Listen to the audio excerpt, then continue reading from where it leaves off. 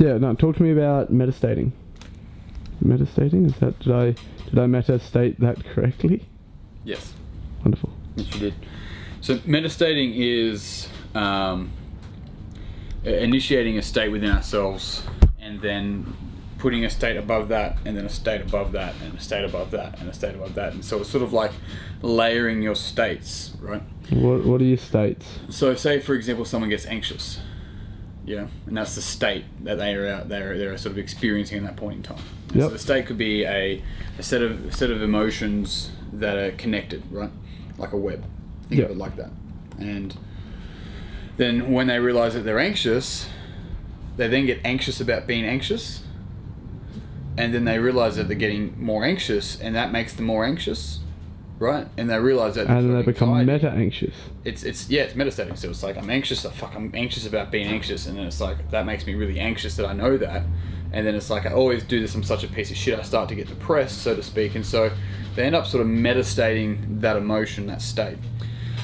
And what happens is that makes it really, really strong, right? People do it with happiness as well.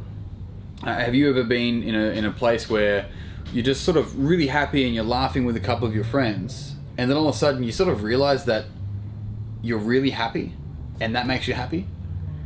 It's like you might be at the beach with a couple of your friends, and you've just cracked a beer and you had a couple of laughs, and you're like, oh, and you're like, man, life's good. It's sort of like you've recognized that you're happy genuinely, and realizing that and feeling that allows you to be happy about being happy.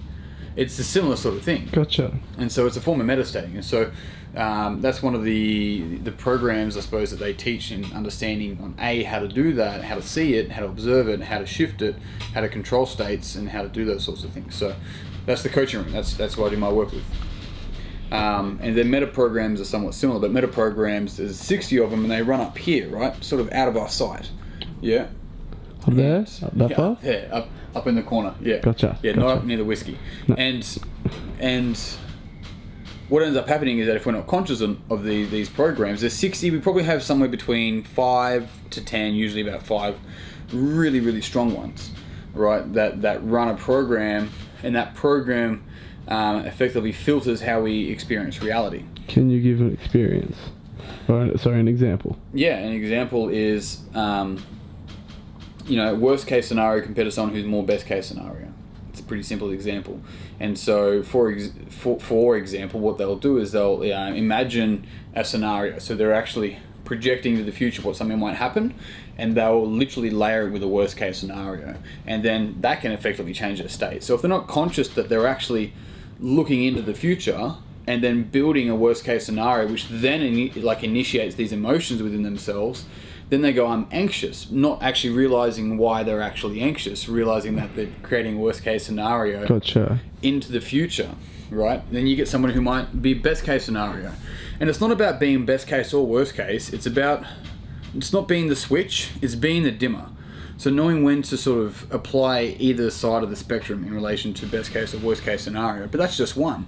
Other ones are like detailed and global, right? Counting and discounting, right? And it's not always just one or two, like representational systems, which is effectively the way that we, once again, interpret the world, but through our senses, is another form of a meta program, right? Some people are more visual, some people are more auditory, kinesthetic, internal dialogue, gustatory, olfactory. So these are all programs that effectively run, and they change the way that we observe reality and make meaning of it. So that's just a couple of things that we will often go our whole day, let alone our whole life, running us that we may not even realize. And they all come from somewhere. Like they all served us at some point, right? And they all served us at some point, because otherwise why would we have them? Right? They protected us. Even if it's something that's not serving us today and serving our future, it's difficult to let go until we actually acknowledge what we're doing, and then understand that at some point it did serve us, and then acknowledge that, and then figure out a way to move forward from there. Yeah, mad.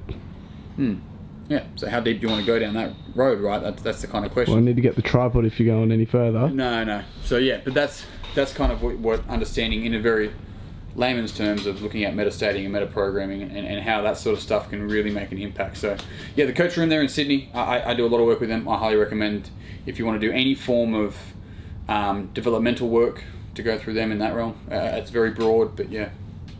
Cool. Plug. Done. Yeah. Hectic.